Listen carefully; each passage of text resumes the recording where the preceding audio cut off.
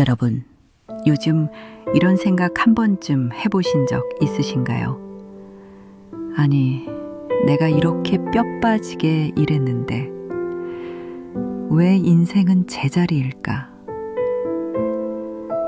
최근 SBS 조사에서 우리 사회를 믿을 수 있다고 말한 사람이 절반도 안 됐다고 합니다.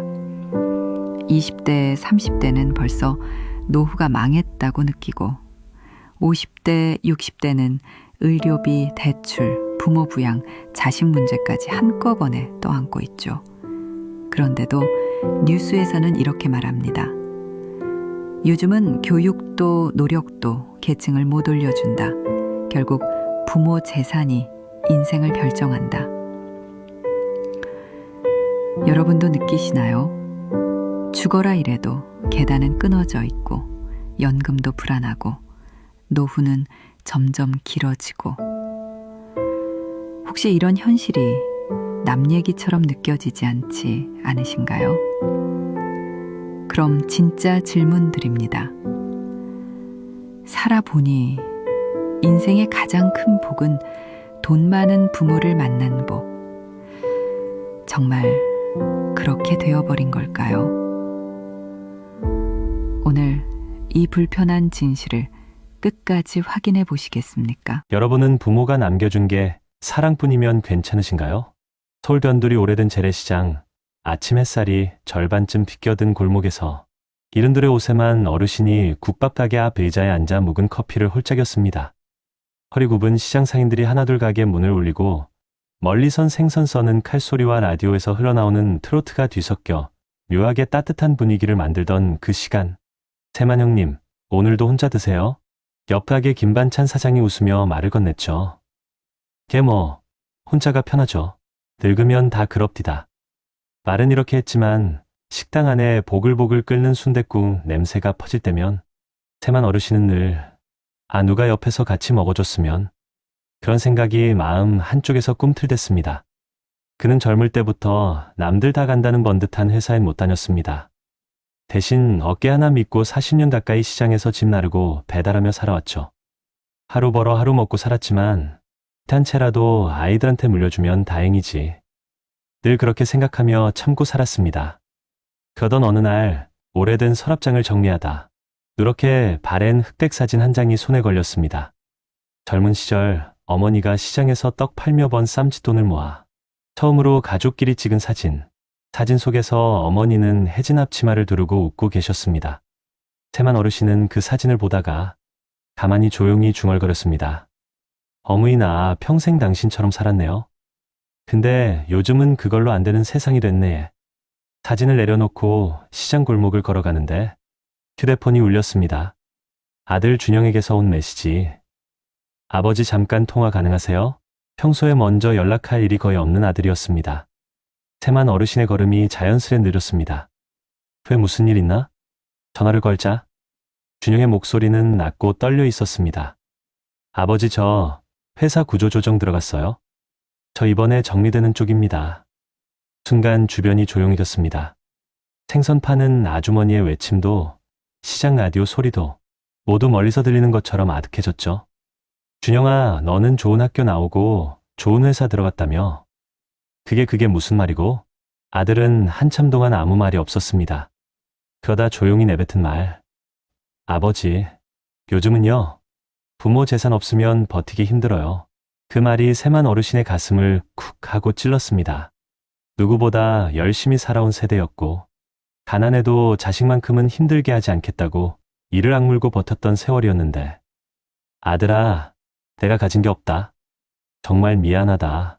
복끝까지 차오른 말이 결국 새어나왔습니다. 그날 저녁 세만 어르신은 집으로 돌아가 오래된 통장을 꺼냈습니다. 평생 모은 전 재산이라고 해봤자 수십 년 살림살이에 찢겨나가 남은 건 몇십만 원이 전부. 통장을 바라보던 그 순간 시장에서 들었던 누군가의 말이 떠올랐습니다. 요즘은 말이야, 부모 잘 만난 게 인생 첫 번째 스펙이라더라. 그 말이 가슴속에서 계속 울렸습니다. 마치 어둑한 방 안에서 메아리처럼 세만 어르신은 통장을 덮고 조용히 창밖을 바라봤습니다. 가는 겨울바람이 허름한 커튼을 흔들며 들어오고 있었죠. 그리고 그대였습니다. 문득 문 밖에서 아버지 하는 목소리가 들려왔습니다. 태만 어르신은 깜짝 놀라 문을 열었습니다. 그 앞에 준영이 서 있었습니다. 눈이 빨갛게 충혈된 채로. 아버지, 저 드릴 말씀이 있습니다. 그리고 그 다음 순간 준영은 떨리는 손으로 하얀 서류 봉투를 내밀었습니다. 봉투 위에는 단 한 줄 적혀 있었죠. 아버지에게 미리 드리는 사과입니다. 태만 어르신의 손이 덜덜 떨렸습니다. 그 봉투 안에는 과연 무엇이 담겨 있었을까요? 그리고 아들이 왜 찾아왔던 걸까요? 문 앞에 선 아들 준영, 그리고 그의 손에 들린 하얀 서류 봉투. 태만 어르신은 봉투를 받아들고도 한동안 뜯지 못했습니다. 손끝이 자꾸 떨렸거든요. 이게 뭐고, 준영아? 준영은 고개를 숙인 채 마치 죄인처럼 조용히 말했습니다. 아버지, 저 그동안 아버지가 가진 게 적다고 속으로 많이 원망했습니다.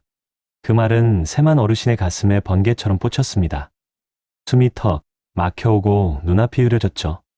근데요, 아버지, 저 회사에서 잘리고 서울 월세 밀릴 상황 되고 친구들 보니까 다들 부모 도움으로 버티고 있더라고요. 저만 가진 게 없더라고요. 준영의 목소리는 점점 더 떨렸습니다. 그제야 알았어요. 아버지는 가진 게 없어도 평생 저를 위해 온몸 갈아 넣으신 분이란 걸. 말을 마치자 준영은 봉투를 세만 어르신 앞으로 밀었습니다. 아버지, 이건 그동안 못해드린 첫 번째 마음이에요.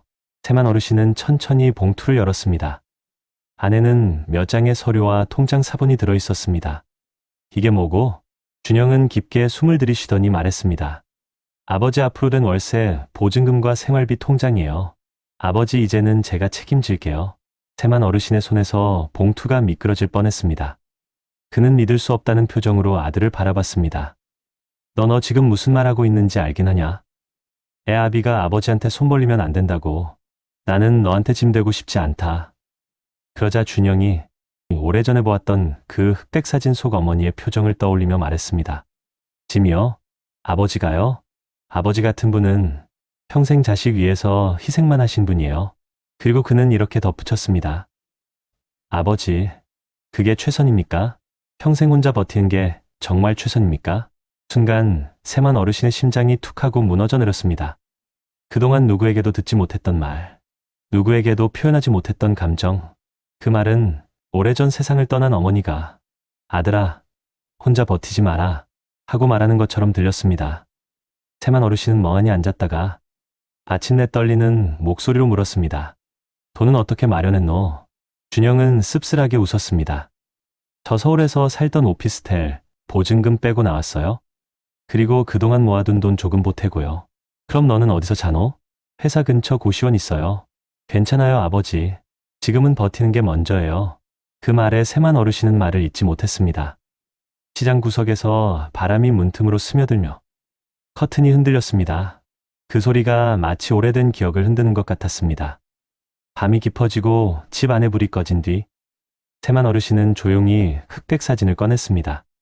사진 속 어머니는 늘 그렇듯 해진 앞치마를 두르고 환하게 웃고 계셨습니다. 그 웃음이 지금 자신에게 이렇게 말하는 듯 했습니다. 너도 이제 좀 받아도 된다. 그 순간 세만 어르신은 평생 눌러왔던 감정을 더는 버티지 못했습니다. 작게 흐느끼며 말했습니다. 어머니, 난 가진 게 없어서 아들한테 짐만 되는 줄 알았는데 그게 아니었네요. 그는 사진을 가슴에 꼭 안고 천천히 눈을 감았습니다. 다음 날 아침, 세만 어르신은 오랜만에 시장으로 나갔습니다. 늘 앉던 국밥집 앞 의자에 앉아 있는데 김반찬 사장이 손을 흔들며 달려왔습니다. 형님, 큰일 났어요. 형님 아드님이. 뭐라카노? 준영이가 왜? 뉴스요. 아침 뉴스에 형님 아드님이. 세만 어르신은 순간 귀를 의심했습니다. 내 아들이 뉴스에 나온다고? 사장은 급히 휴대폰 화면을 내밀었습니다. 거기에는 대기업 구조조정 여파 젊은 가장들 생활터전 무너져라는 제목이 떠 있었고 인터뷰 장면에 준영의 얼굴이 선명하게 잡혀 있었습니다. 저희 같은 사람들은요, 부모 재산 없으면 버틸 수 없는 시대입니다. 하지만 저는 오늘 처음으로 깨달았어요. 가진 게 많지 않아도 저를 위해 평생 버틴 부모님이 진짜 복이라는 거요. 세만 어르신은 그 자리에서 얼어붙고 말았습니다. 자신을 원망하던 아들이 세상 앞에서 부모가 내 복이라고 말하고 있는 장면. 그 순간 세만 어르신의 눈가가 뜨겁게 젖어들었습니다. 그리고 사장은 조용히 말했습니다. 형님은 훌륭한 아버지십니다. 그런 아들 그냥 나오는 거 아닙니다. 하지만 그때였습니다. 사람들 뒤편에서 누군가 숨가쁘게 뛰어오며 외쳤습니다. 아저씨, 큰일 났어요. 아침 뉴스 끝나고 지금 기자들이 시장으로 오고 있어요. 아들분 찾는다고. 세만 어르신의 얼굴이 굳어졌습니다. 기자들이? 왜? 그 말의 대답이 돌아오기 전 시장 입구에서 검은 카메라가 여러 대 들어오고 있었습니다.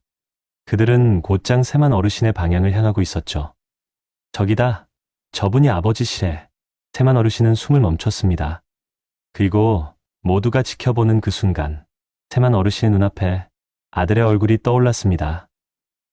아버지, 이제부터는 제가 아버지의 사다리가 될게요. 그 말이 귓가에 울리는 순간 세만 어르신의 표정이 느리게 흔들렸습니다. 그리고 바로 그때 카메라 셔터 소리가 시장 전체를 파고들었습니다. 시장 골목 끝에서부터 카메라 셔터 소리가 연달아 터졌습니다. 이른 아침 특유의 서늘한 공기 속에서 기자들의 발걸음이 분주히 세만 어르신을 향해 몰려왔죠. 고세만 어르신 맞으십니까?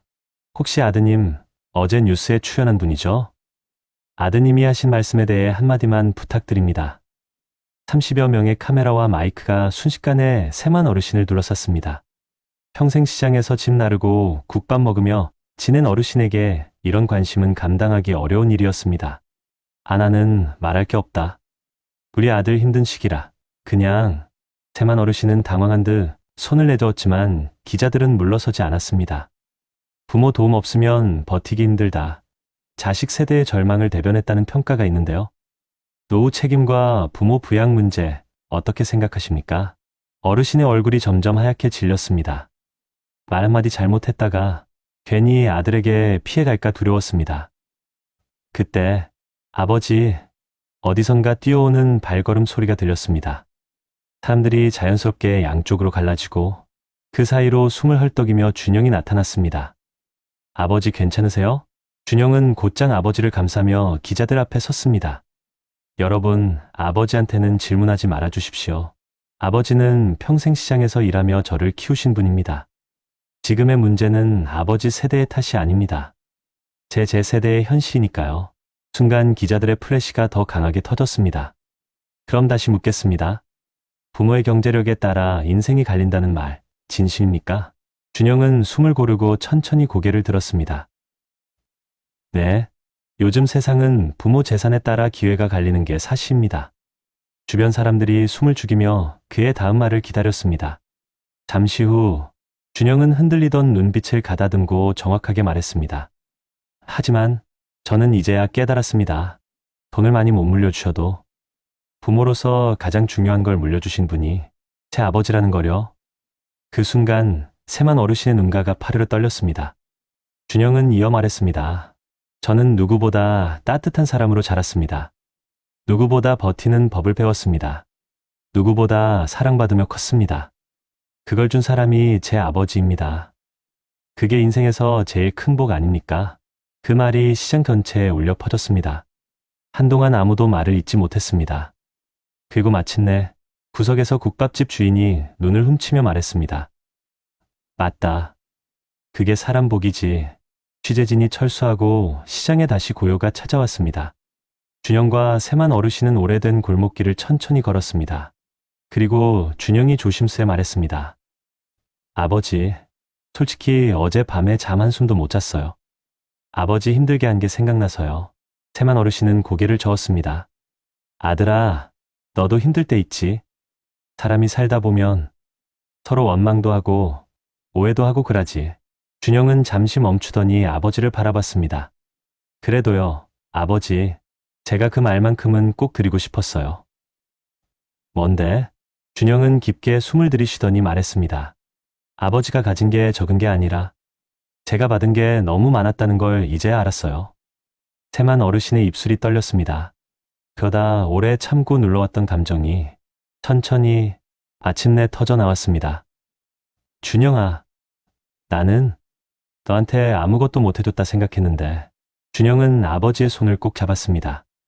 아버지가 내게 해준 건 돈으로 셀 수 있는 게 아니에요. 아버지가 내게 준 건 사람으로 사는 법이었어요. 그 말은 마치 오래전 어머니가 남기고 떠난 따뜻한 말 같았습니다. 세만 어르신은 참지 못하고 조용히 눈물을 흘렸습니다. 준영은 시장에서 고기와 채소, 떡 등을 사와 작은 전기버너에 고기를 구웠습니다. 아버지, 이거 드세요. 오늘은 제가 해드리는 저녁입니다. 세만 어르신은 한참을 말없이 식사를 보다가 조용히 웃었습니다. 준영아, 너 어릴 때 너 이거 좋아한다고 수저 들고 기다리던 거 기억나나? 기억나죠?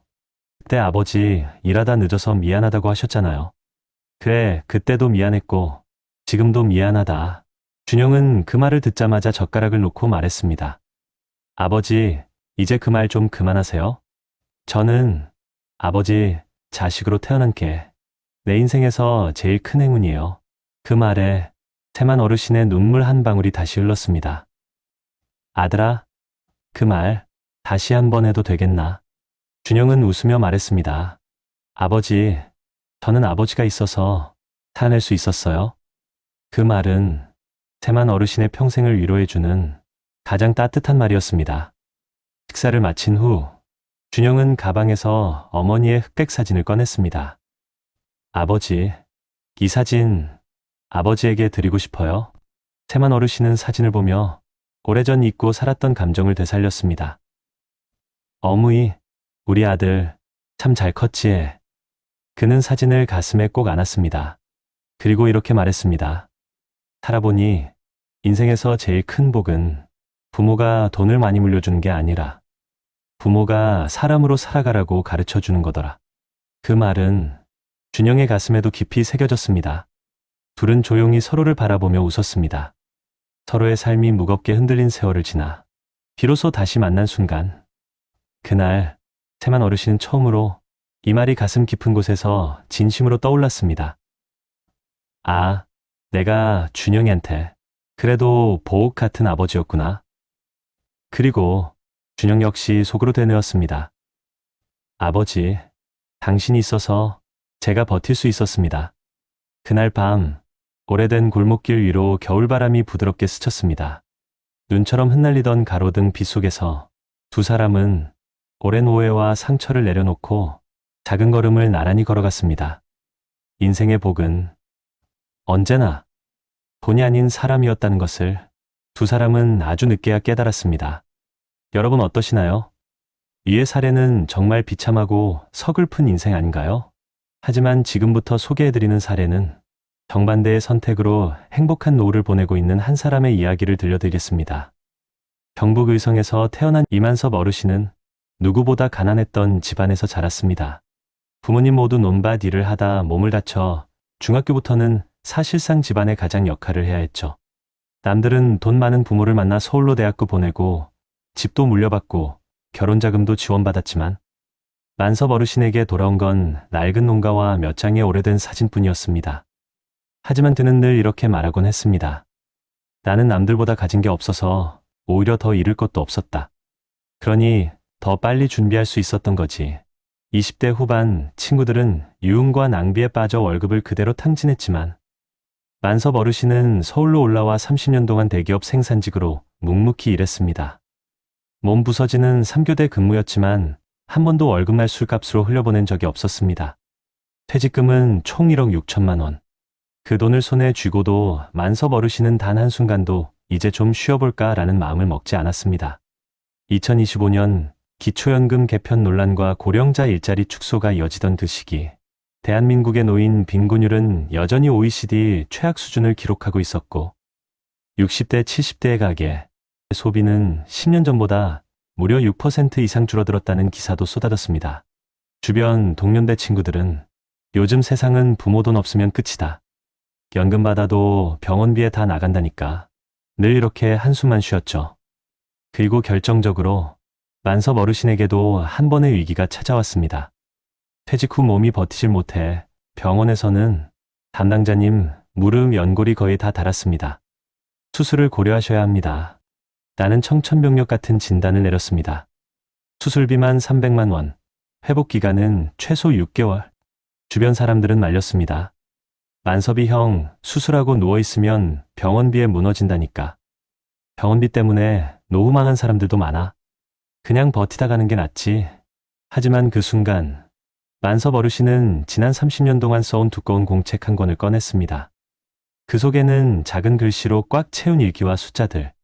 오늘 적금 20만 원 들음, 주식 매수 15만 원, 지출 지켜냄, 불필요한 커피술 지하로 유지, 2025년까지 생활비 월 120만 원 한도 목표.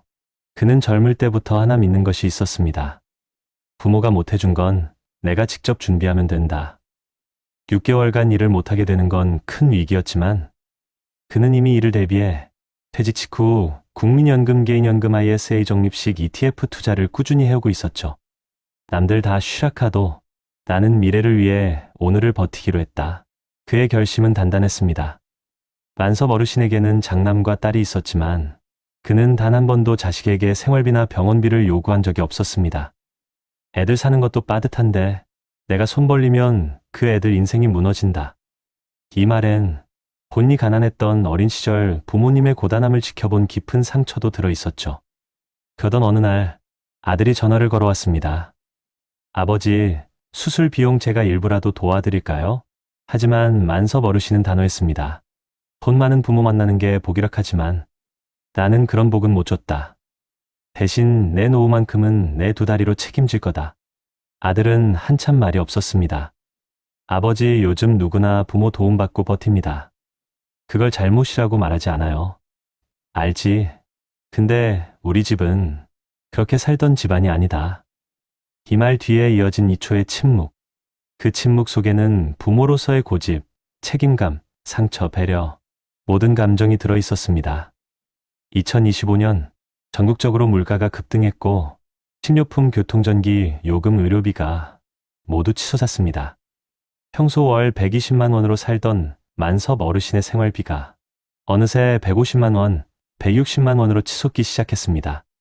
시장에서 오징어 1마리가 7천 원, 달걀이 7천 원, 동네 병원 진료비는 1만 원에서 1만 5천 원으로 오른 상황. 그는 어느 날 식료품 코너 앞에서 손에 쥔 2천 원짜리 라면을 한참 바라보다가 살며시 내려놓았습니다. 내 몸이 버틸려면 먹어야 하는데 예산이 늘어나면 무너진다.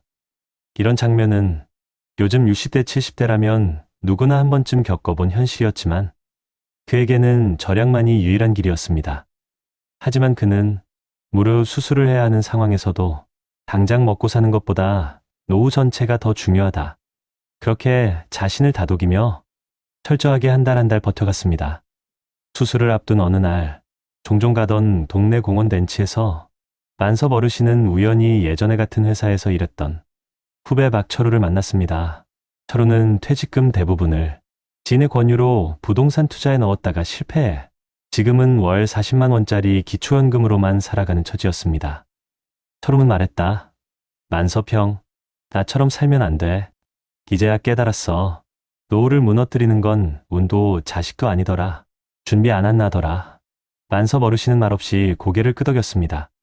철우의 눈에는 오래 묵은 후회가 가득되어 있었습니다. 그날 집으로 돌아가는 길.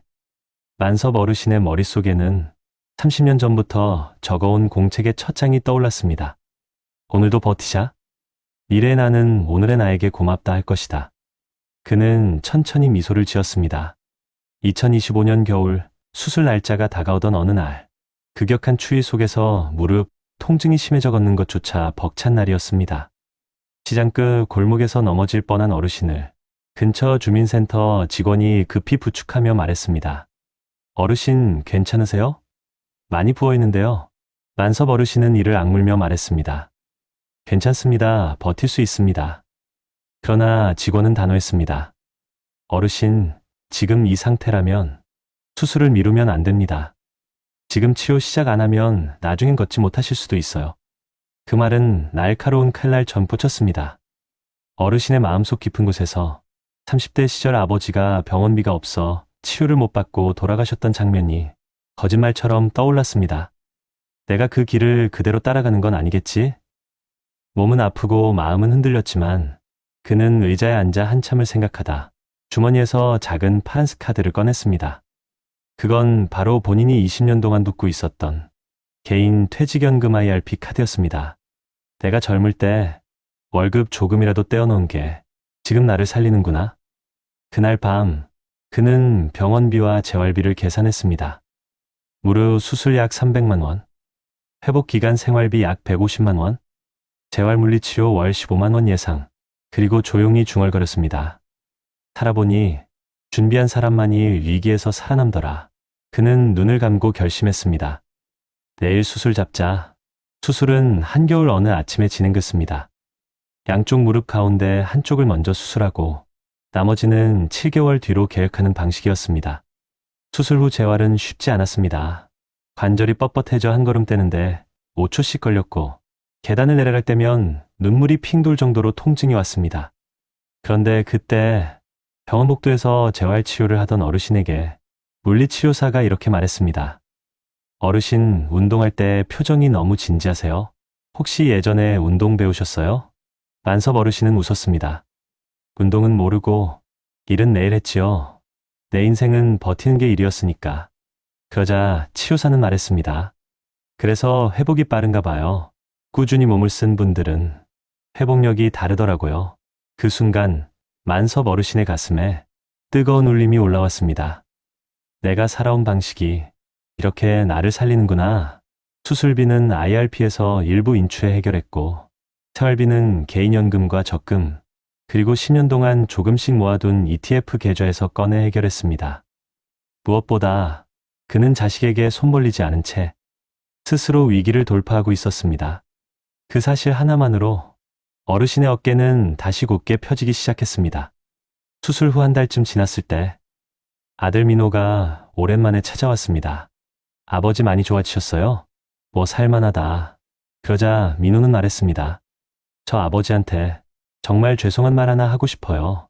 만섭 어르신은 깜짝 놀랐습니다. 네가 왜? 민호는 잠시 머뭇거리다가 입을 열었습니다.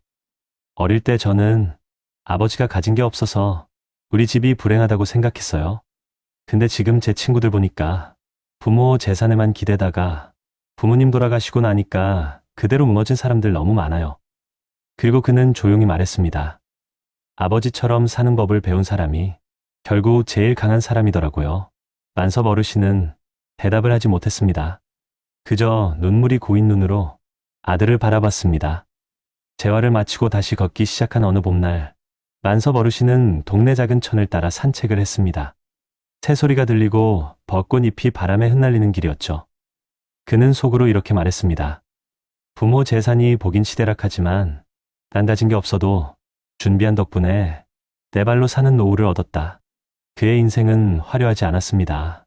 부모에게 유산을 받은 적도 없고 금수저도 아니었습니다. 하지만 젊을 때부터 작은 돈이라도 꾸준히 모았고 소비를 줄이고 기본 생활비를 통제했고 연금 ETF 저축을 오래 유지했고 건강을 내버려 두지 않았고 노후를 자식에게 떠넘기지 않겠다는 신념을 지켰고 위기 앞에서 준비한 것들을 믿고 버텼습니다. 그 결과 그는 2025년 대한민국에서 어느 누구보다 단단한 노후를 살고 있었습니다.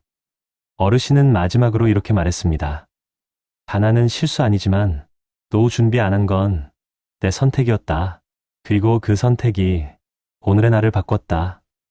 대한민국에서 실시된 여러 조사를 보면 65세 이상 노인층의 상대적 빈곤율은 약 40%에 이르며 이는 주요 선진국 가운데 가장 높은 수준으로 나타납니다. 통계청 자료에서도 65세 이상 노인은 이미 전체 인구의 약 20%를 넘었고 앞으로 그 비율은 더 빠르게 증가할 것으로 전망되고 있습니다. 또 다른 국내 연구에서는 노년층 빈곤율이 과거보다 조금 낮아졌다고는 하지만 여전히 매우 높은 수준을 유지하고 있으며 특히 1950년 이전 출생 세대에서 빈곤 위험이 더욱 뚜렷하다는 분석이 나와 있습니다. 이는 단순한 소득 부족이 아니라 연금 가입 여부, 자산 축적 정도, 소비 패턴, 건강 상태, 사회적 고립 정도 등이 모두 노후의 경제적 안정에 직결된다는 점을 보여줍니다.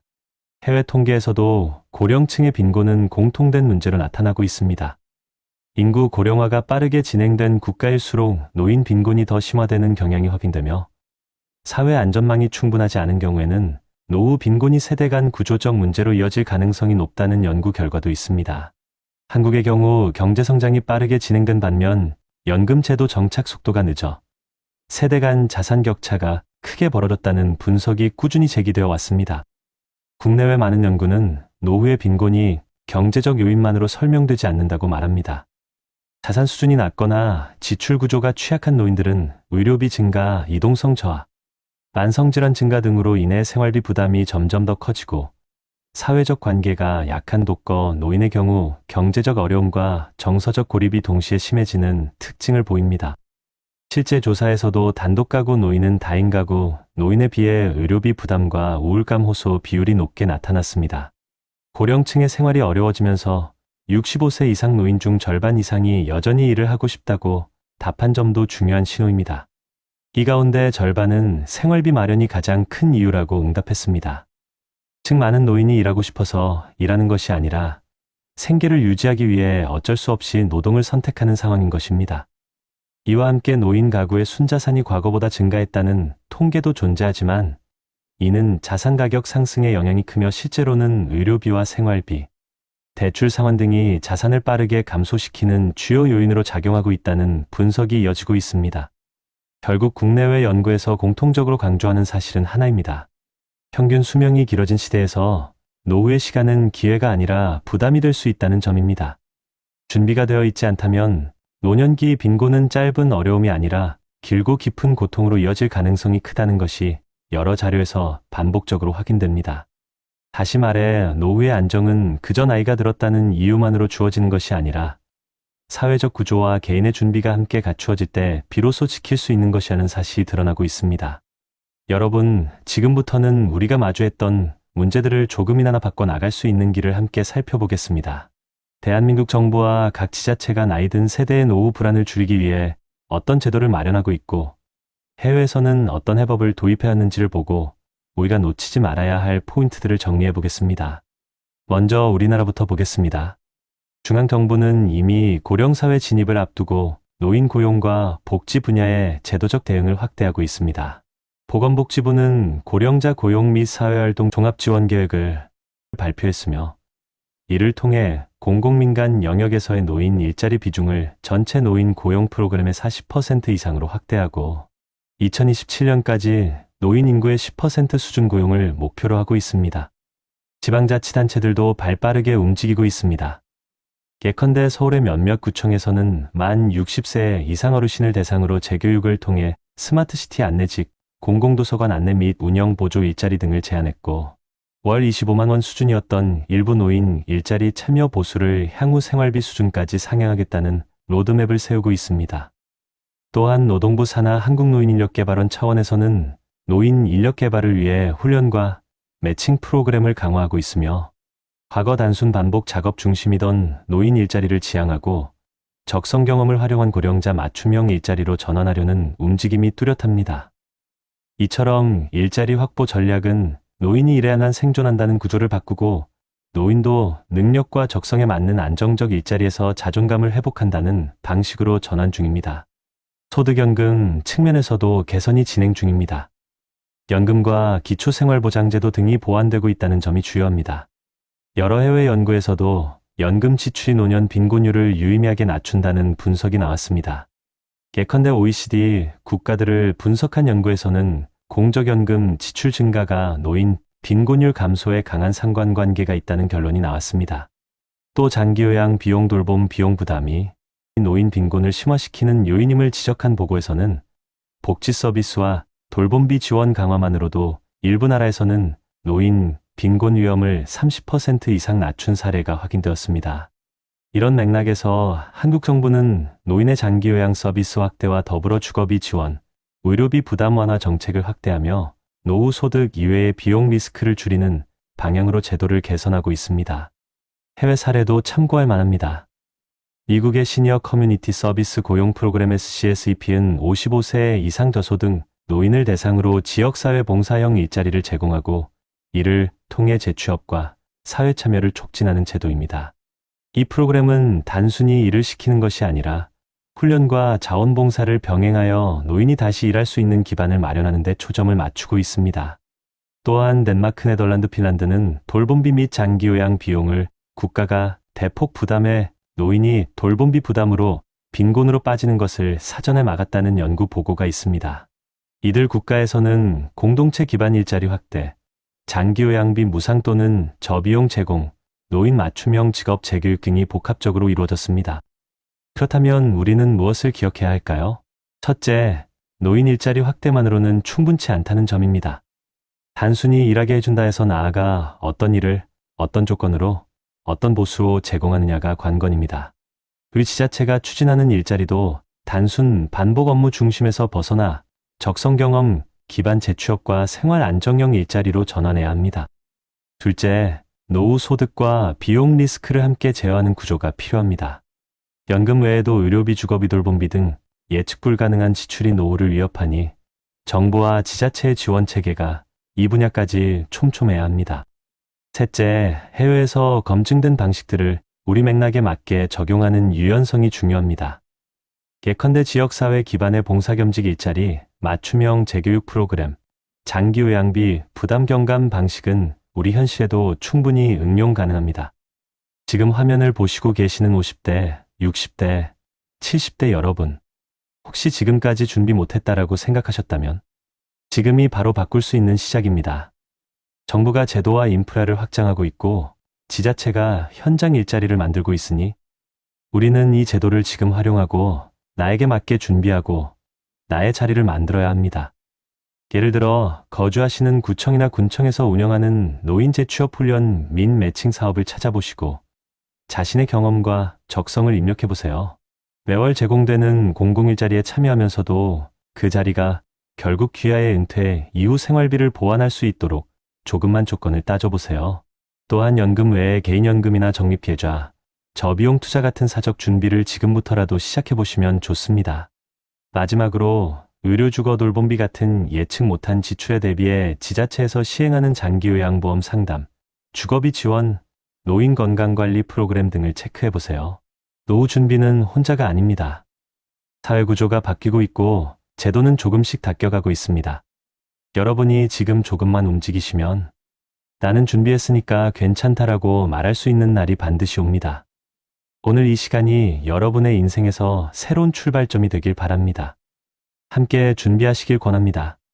한 사람은 부모에게 아무것도 물려받지 못했고 삶의 고비마다 외로움과 가난을 맞아야 했으며 준비하지 못한 노후 앞에서 세상이 무너지는 걸 온몸으로 견뎌야 했습니다. 반면 또 다른 사람은 똑같이 가진 것 없이 시작했지만 젊을 때부터 조금씩 모으고 한 푼이라도 아껴 미래를 위해 쌓아두고 가난을 이유로 포기하지 않았습니다. 누군가는 하루하루가 벼랑 끝이었고 누군가는 같은 세월을 살면서도 노후가 벌이 아니라 쉼이 되었습니다. 똑같은 시대를 살았어도 똑같은 경제를 겪었어도 똑같이 누군가의 부모였어도 두 사람의 노년은 완전히 달랐습니다. 그 차이를 만든 건 부자 부모도 운도 금수저도 아니었습니다.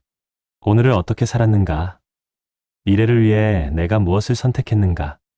그 단순한 차이가 노후를 지옥으로 만들기도 하고 또 어떤 이에게는 세상에서 가장 평온한 계절을 선물하기도 합니다. 우리가 나이가 들수록 돈보다 무서운 건 준비하지 못한 시간이고 가난보다 아픈 건 내 잘못인가 싶을 때입니다. 하지만 여러분, 우리는 아직 늦지 않았습니다. 지금 이 영상을 보고 있는 순간도 앞으로의 삶을 바꿀 수 있는 첫날이 될 수 있습니다. 부모 재산이 없어도 누군가에게 의지할 곳이 없어도 우리가 선택한 작은 준비들이 앞으로 10년, 20년 뒤 우리 인생의 무게를 덜어줄 수 있습니다. 어쩌면 지금의 우리의 삶은 젊을 때는 보이지 않았던 커다란 진실을 일깨워주는 것인지도 모릅니다. 나는 어떤 노후를 맞고 싶은가? 앞으로 남은 20년을 어떤 표정으로 살고 싶은가? 우리가 오늘 선택하는 그 마음 하나가 우리 자식에게 짐이 아닌 든든한 어른의 모습으로 남게 할 것입니다. 혹시 지금 마음이 무거우신가요? 걱정이 앞서고 체력이 예전 같지 않고 돈 쓰는 게 겁나고 노후가 두렵고 혹시 나도 저렇게 살게 될까 하고 불안하신가요? 그렇다면 오늘 이 이야기를 여러분의 마음 깊은 곳에 살포시 묻어두셨으면 합니다. 누군가는 준비하지 못해 무너졌고 다른 누군가는 준비했기에 다시 일어섰습니다.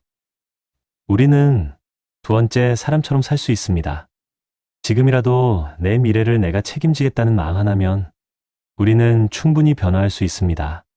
여러분, 우리 모두 다시 살아갈 날이 남아있는 사람들입니다.